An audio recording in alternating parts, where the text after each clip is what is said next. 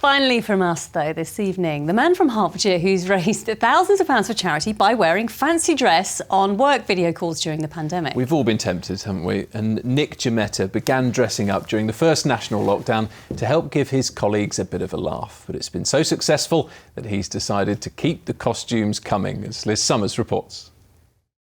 What's that? Mr. Incredible, complete with muscles, which I wish were my own. Bringing smiles to his colleagues' faces, Nick Giametta loves wearing fancy dress costumes for his work calls. He's been doing it since the first national lockdown. The spark for the adventure that I've been on was Joe Wicks. So he was doing his PE with Joe.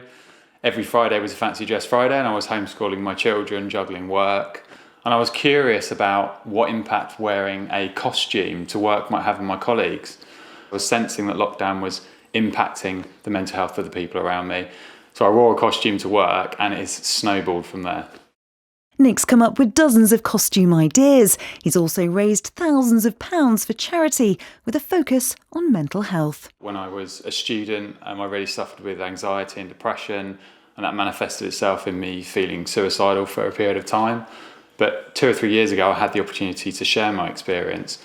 And as soon as I shared my experience, it's literally changed the course of my life. So I now firmly believe I'm here to raise awareness, to reduce stigma, and to try and show people that our mental health does not define us in any way at all. The project's been a success, so Nick's going to keep the costumes coming.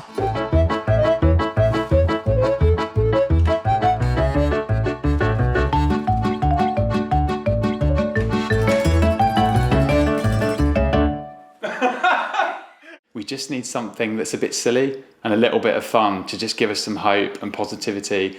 I really think it might hold some pretty big things for me personally, but also for the impact on other people around me and the amount of mental health campaigning and awareness and funds and all these other, real positive outcomes that were just totally unexpected when I started this. The only question that's left, what to wear next? Liz Summers, ITV News, Hitchin.